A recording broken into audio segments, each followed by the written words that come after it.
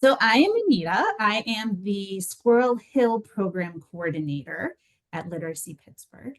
And I am excited to spend the afternoon, a little bit of time this afternoon with you um, to talk about ways that you can bring more conversation into your English language learner classes. Um, Gosh, there's lots of people. I'm very excited to see you. I'm excited to see some familiar faces as well. We're gonna spend about 45 minutes today. I'm not going to take up too much of your time. um, I have a couple of resources that I'd like to go through on the pair website with you. I'm going to show you a lesson that I put together for an English language class and show you kind of how I use these two techniques in the class. And the rest of the time is going to be very open. So even as we go through the two resources that I'm going to show you, if it sparks an idea from you and you want to share it with us as something that's really worked in your classes, please do. This is the intent of these tutor talks is to bring tutors together to talk. And the resources that I'm bringing you, or whoever's here is bringing you, are just the catalyst to get that conversation going. So I'm happy to go wherever that conversation goes with you, hopefully within the context of bringing conversation to your classes. Okay, great. So many people, this is great. And I'm toying in my mind. I think we're not going to do introductions with everybody, just to save some time. Make sure that we can just dive right into this material, because there are so many people here today. But as you share an idea with us, introduce yourself, tell us your name, maybe the area you tutor in, and something about your student. Okay, and I do encourage you to share with us. I'm going to share my screen and get us started. And if you don't mind muting your microphones, unless you are sharing with us. So this is a website that has so much information on it. It's the PAIR website, PA Adult Education Resources. And I highly encourage you to check this website out. It's paadultedresources.org. I always just Google PAAER. It'll say to me, "Did you mean paper?" And I will go, "No." And there will be a link to PAIR. So you can always do it that way as well. My personal opinion about this website is that they have so much information on it, so much good stuff that is very hard to navigate. So we at Literacy Pittsburgh, we often go to this website and we'll kind of show you how to navigate on an as need basis. For what we're going to look at today, we're going to look at some of the tutoring routines. And so the way to get to those is to go to the main website, PAIR. There are these drop-down boxes at the top. This one says teaching. We're going to hover over teaching. And then there's one here that says tutoring. Tutor. Wait a second. Let me just move my box here. Teaching, tutoring, tutors. You're going to go to tutors. And then when you get to tutors, I'm just moving some stuff on my screen. Here are where you will find tutoring routines.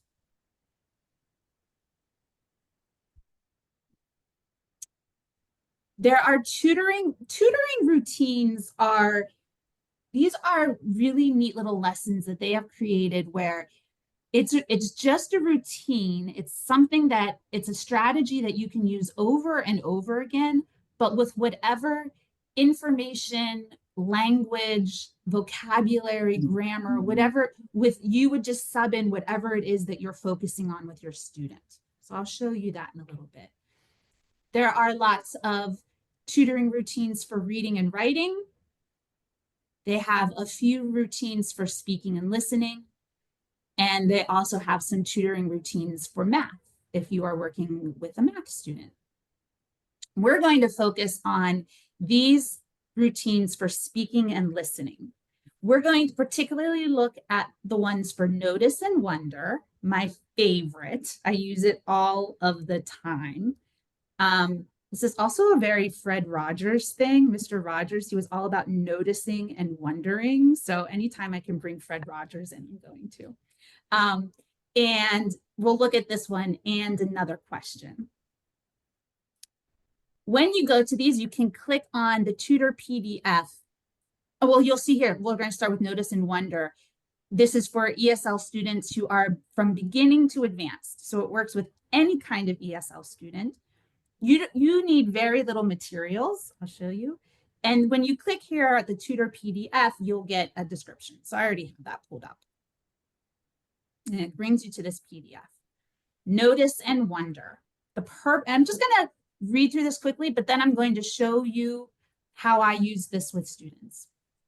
So the purpose of notice and wonder is it's a routine that engages students in discussion without the pressure of correctly answering a question. This routine helps students activate prior knowledge and prepare to think intentionally about the text and its relationship to the lesson. So what I do here is when you plan your lessons, often they'll have a theme, right? Even if you're using the standout book, maybe about housing, it may be about food and nutrition, it may be about greetings. You always have a theme to the lesson. And so when I know what the theme of my lesson is, then what I like to do is find a picture to kind of spark and activate that prior knowledge in a student. So I'll find a picture that goes with the theme, and then we're going to notice and wonder from this picture. We're going to see, what do we notice in this picture and what do we wonder? And it's a great way to prime the pump and get your student thinking about the vocabulary that they may talk about. Think about that theme that it is that you're going to dive into later. Say this should take about 5 to 10 minutes. The standards, the materials. The materials that you'll need for this routine are a picture. I'm going to show you some pictures. I pull them off of Google Images, right? It's really easy to find a picture these days. The procedure, you're going to figure out what the theme is. You're going to pick a picture. You're going to then ask the student, what do they notice about the picture and what do they wonder? What questions do they have? And again, this is real open-ended, right? And if you have more than one student, it's a great way for them to kind of springboard ideas off of each other and get the conversation going that way as well. Let me show you what I do. So I'm sorry, before I do that, they also, on the PAIR website, on these little info sheets, they give you examples. So here's an example picture. They give you kind of the steps for how to use this picture, what to do with your student. And then they also give you, this is what the student noticed. These are things that the student may say about the picture, right? I noticed there are several people exercising. I noticed that there are some healthy foods. I noticed that there is nature, like birds and trees. There are 2 faces on the sides of the picture. So they're really, when you notice, you're really just looking and stating the things that you see. And then you also may hear like, I don't know what that's called. What is that? And so you can tell them, right? So then they get that new information that they want.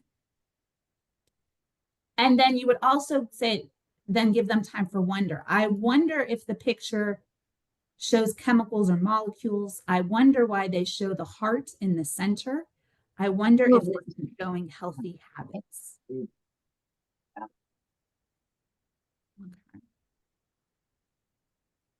And then here's another example that they give us with the roller coaster. So any picture will work. The more context in that picture, the better.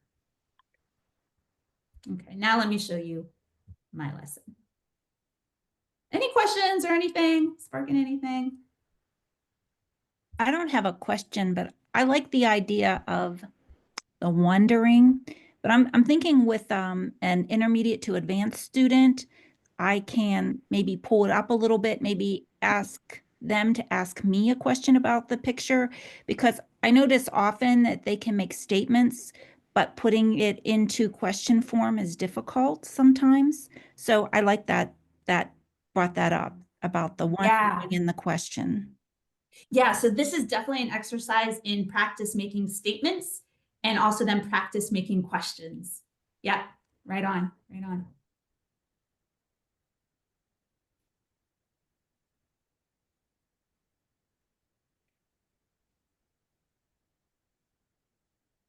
Mm.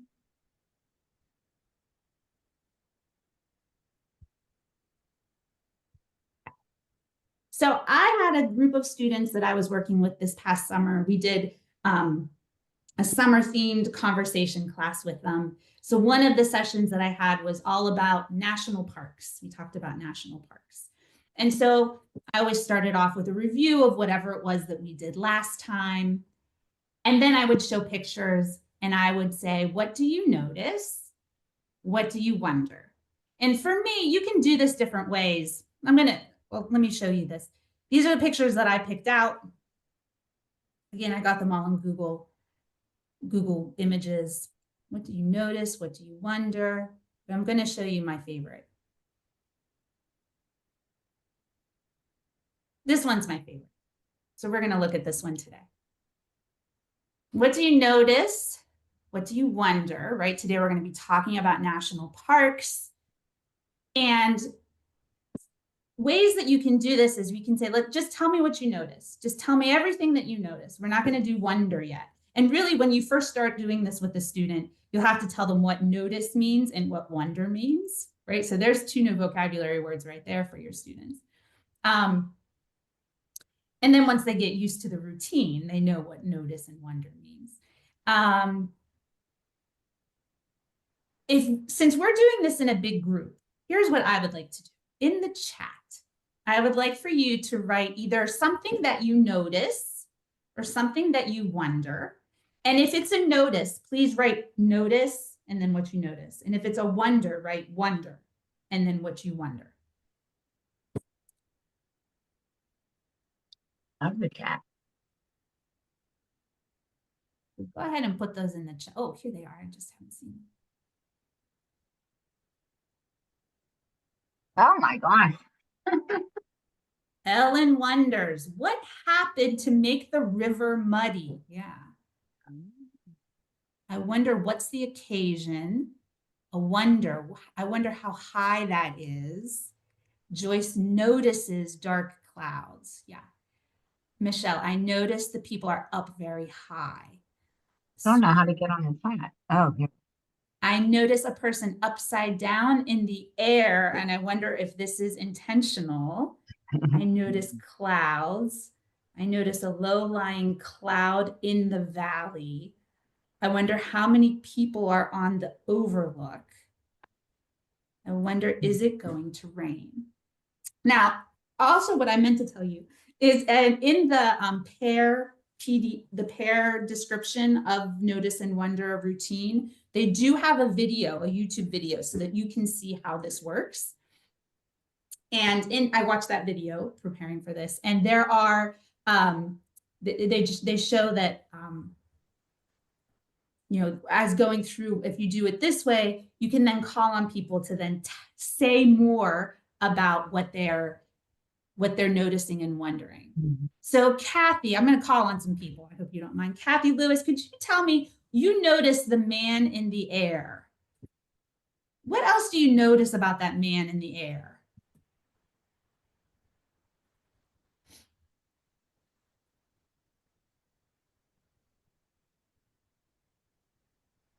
I know some people may not want to put on the spot, so I won't do that either. But you could ask your students to then tell you more, right? I wonder what the man is doing in the air.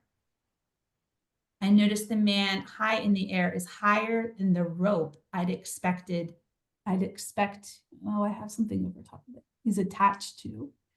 I wonder if this is in West Virginia. Ding, it is in West Virginia. Right, so we can have all kinds of, and if you take notice and you spend time just on what you notice, you can dig in even deeper, right? Not only are there clouds, there are dark clouds, there are stormy clouds, there are thick clouds, there are dense clouds, there are people, there are lots of people, there's a crowd of people, there's a man upside down, right? We can talk about the nature that we see. There's so many things that we can dig a little deeper, right? They may know some broad vocabulary, but you can dig in even deeper in that vocabulary. So just to kind of give you some context, this is a picture from the New River Gorge in West Virginia. I don't know if anybody's ever been there. It's beautiful. But in October, they closed the bridge one day in October. They closed the bridge and for Bridge Day. And people who are highly skilled and know what they're doing, not anybody can do this, can sign up to jump off the bridge. Yeah. And they bring their equipment and whatever it is they need to jump off the bridge. And thousands of people go to watch, and they have a big party on the bridge, and it's a pretty neat thing to go to. And we're close enough that we could go to it too. So. Okay. Notice and wonder. Any other questions or thoughts about that? Can you see doing that with your students? It's an easy thing to do, and it's a great way to get your student talking, right? Which is sometimes a hard thing to do, especially if you have a quiet student. It can be difficult to get them started. Has anybody ever done something like this? I usually Kathy? try to do a, oh, sorry. I'm sorry. Go ahead. Either Susan or Kathy, go ahead.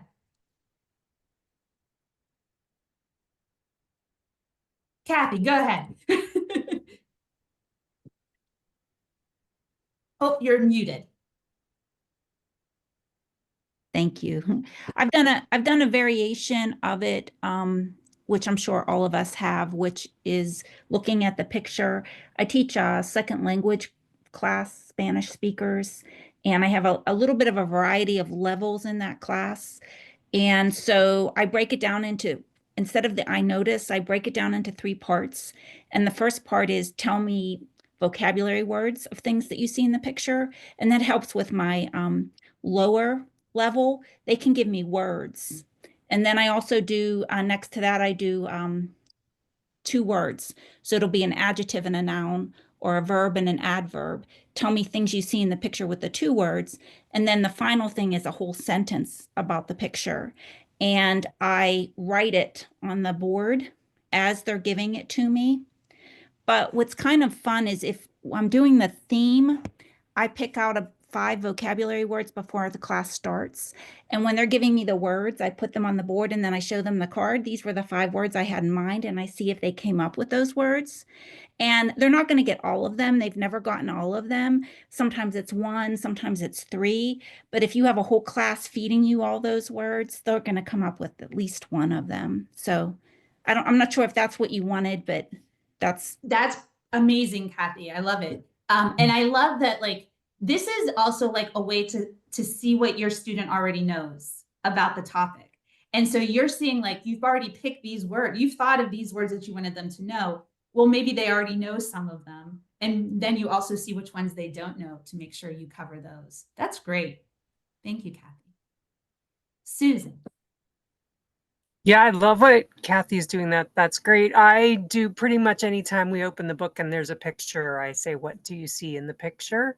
And it works for, whatever they're working on, except if they haven't, maybe they've just started learning the alphabet and numbers and stuff. Maybe they don't have vocabulary, so I don't do it. But once they start learning colors, people, how to use the dictionary, it's a good question. Love it. Love it. Thank you. Anyone else use this?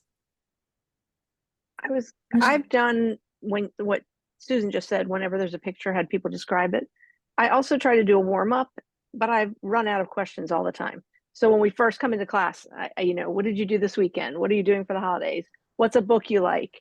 That kind of stuff. And I'm always running out. So I love the idea of using this as a warm up, and you can tie it to whatever you're going to do later. And it's engaging, but not as sort of personally demanding as the ones that I've been doing. So I really think this could work really well. It takes the pressure off of you and the students, right? So the Mhm. students aren't like Right. pressured by answering an exact question, and it's taken the onus of lesson planning off of you, right? Because because it can really kind of go anywhere the student wants it to go. Super. Let me show you a second one.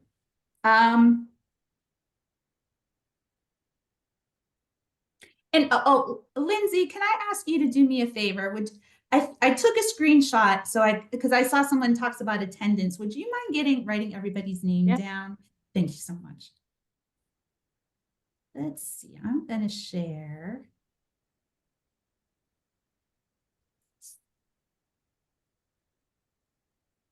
Okay, so that was notice and wonder. The other one I wanted to go over with you is and another question. So this is another routine that you'll find on PAIR's website under speaking and listening. This one is targeting certain vocabulary words that you're working on with your student. So we always say review your vocabulary words, and but how do you do that? Right? I guess we could get flashcards. We could say, do you know what this word means? But here's an idea to actually get you to use that vocabulary in regular speech. And have conversation with it. So it's kind of neat. You are going to pick, they suggest 6 to 10 words that you'd like to work on with your student or review with your student. And you're going to assign those words to your student. Maybe you take a few words and your student takes a few words, and you'll prepare a question using that vocabulary word. And then you'll ask each other the question. They can be conversation questions. They can be like the way we're going to do it in a minute is I'm going to show the picture again. So you can use the picture to ask a question about that picture, or you could ask just a regular conversation question about the other people in the class. And then this routine also includes a student sheet with follow-up questions. So after you have asked your first question about your vocabulary word, your partner will follow up and say, and the partner answers, and then the person who asked the first question will follow up with one of these questions. Can you tell me more about that? Do you think that's a good idea? When did this happen? Is there more to the story? As a way to keep that conversation going, right? I personally want to carry this list around with me when I'm just talking to people. I think it would help me in conversations, just to keep that interest and curiosity going. And again, get you talking deeper about that vocabulary. Okay. So over here, they do give an example. So these are the words that they are working on. These are their vocabulary words. And here, the tutor gives themselves a few words to write a question about, and you give yourself and your students some time to think about those questions. And then the students are also given some words. And here they have the tutor writes, are May and when going to attend the outdoor concert Saturday? And concert was the vocabulary word. And this must be people that the student knows. And the student says, yes, they are. And the tutor then follows up with one of those words one of those questions that are on the other sheet. Do you think that's a good idea? And the student answers, no, it's going to rain on Saturday.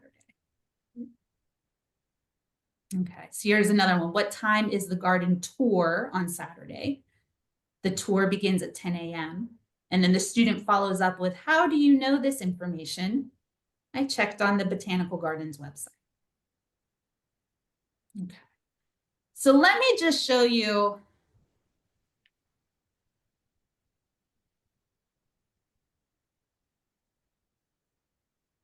So we'll just practice for a second. I'm not going to put anybody on the spot for this, but let me share.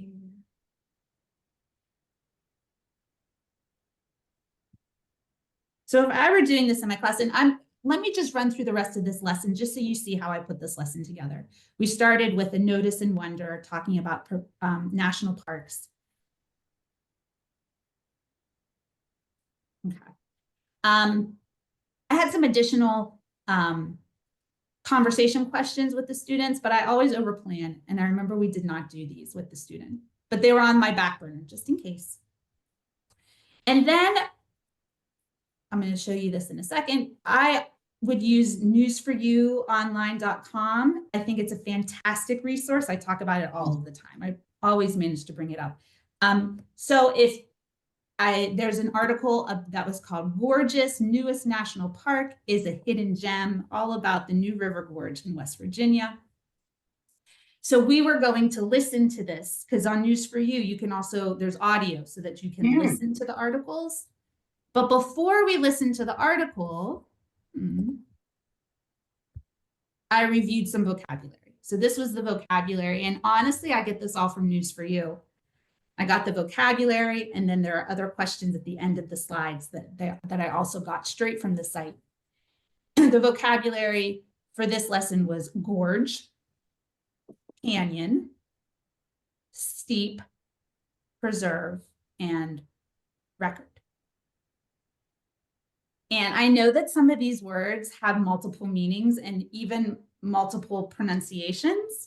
And I just want to remind you, when you're working with vocabulary with a student, to not go down the rabbit hole of what all of the meanings of the word, but to just focus on the meaning and the pronunciation of the word within the context of whatever it is you're learning about, however it's used in this new News for You online article. So if these are our words, let's work with the word, I don't know, we'll pick two of them. I'm just going to pick gorge and record. Gorge and record. Can anybody think of a question that you would want to ask about gorge? Maybe type it in the chat. Question that you would have for your partner about gorge. And then think about that, and then we'll follow up with one of those other questions that I'll show you from the list. Gorge here is a small canyon.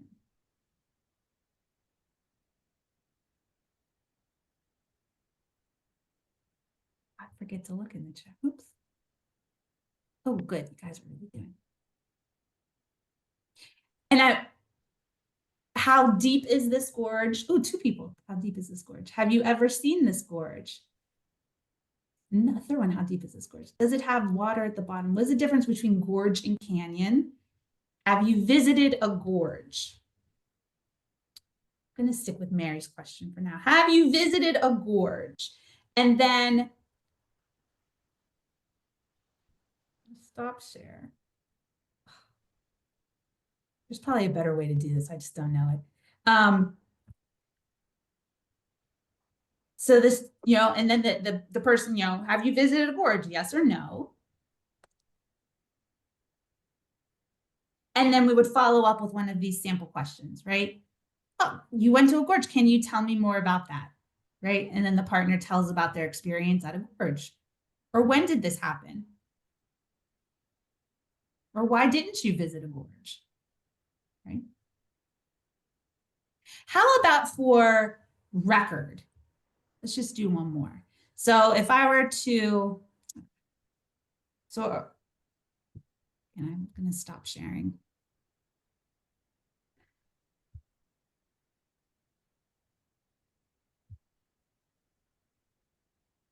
In this case, record means the best or most extreme of its kind. Kind of thinking about Guinness Book of World Records.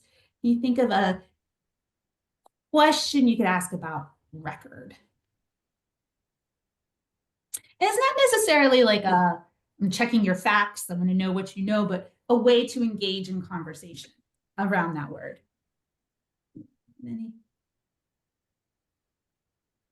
Can you give me an example of a record? Mhm.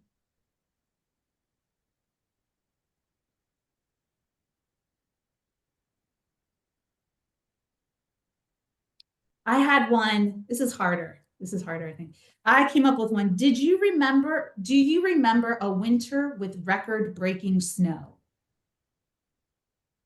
So that hopefully then they could follow up with, oh, well, tell me about that, right? How did you feel about that? So this is just a really great way to not only dig deeper with that vocabulary and really get it to stick in your head, right? The more you play with vocabulary, the more you use it, the more you're apt to remember it. And also having that conversation, which is the whole purpose of your lessons with your student, right? Learning English.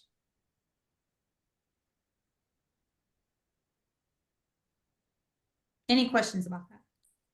Is it sparking anything in you? We'll come back in a minute. Let me, so I would then, just so you know the context of my lesson, we then would listen to the recording, stopping every once in a while to make sure that they understood, asking them some questions. And then also within News for You online, they have extra like activities in there already for you. So it came with, I just put them on my PowerPoint about some true false questions to answer. And they also had some grammar embedded in the lessons. So I went through this with the students as well. And finally, at the end of the lesson, we just had some general discussion about national parks.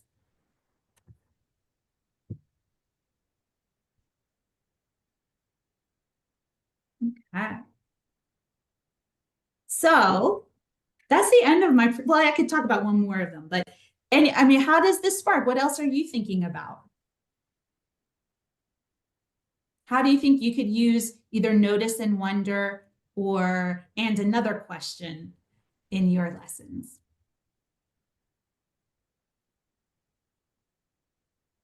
Hi, this is Ellen, and I usually have a class of about 8 students Okay.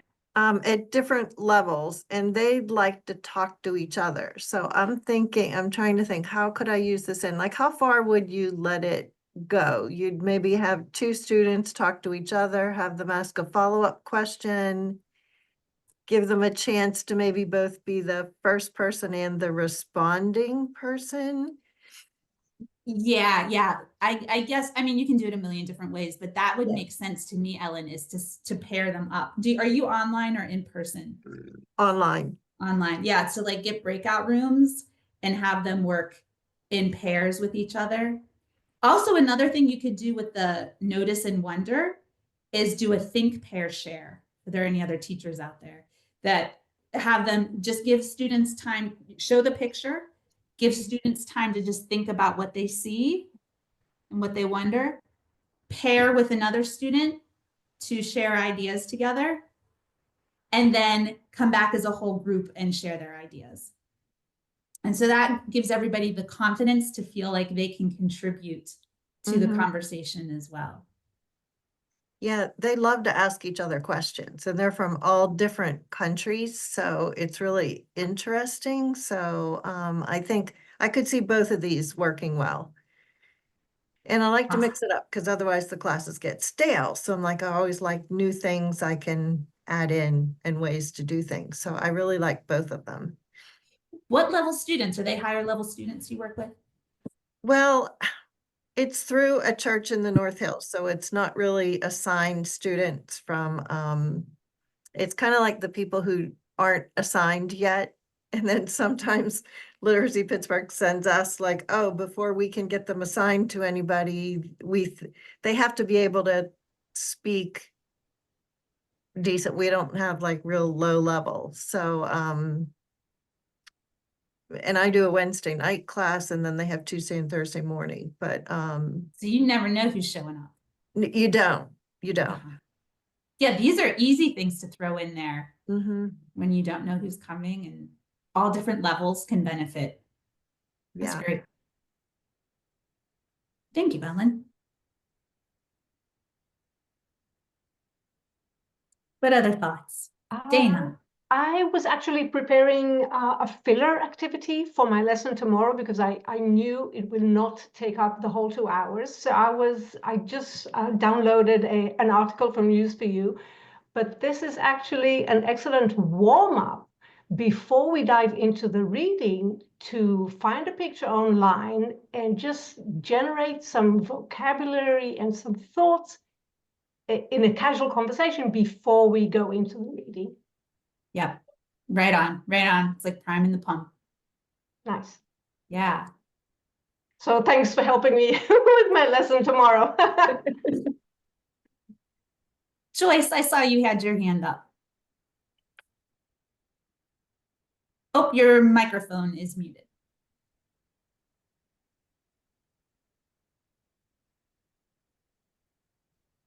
Is there a particular ID sign-on or password for the PAAER, and how do we access that?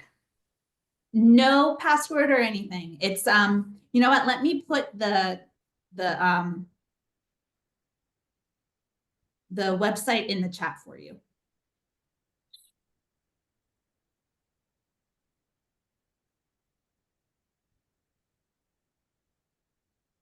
I want this to go to everyone.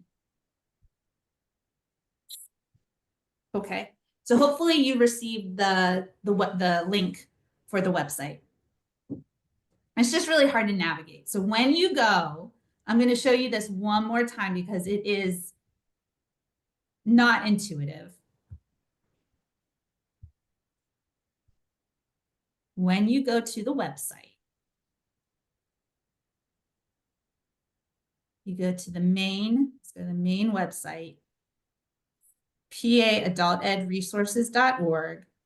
You go to the teaching dropdown, and then you go down to under tutoring, it says tutors, and you click on tutors. And that's what takes you to these tutoring routines. And I highly encourage you, look through all of these. There are some really good ones. I know that next month, Lynn Reddy is the Beaver County program coordinator. She's going to do the tutor talk, and she's going to be talking about vocabulary using these routines as well. So you can see more of them with her next month. Thank you. So we do think they're good, right? Like we're spending lots of time on them. I encourage you to check them out. And any other thoughts?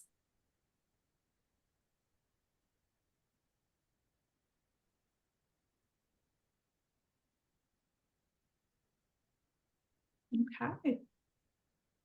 Well, thanks for coming, guys. Thanks for coming on a snowy day.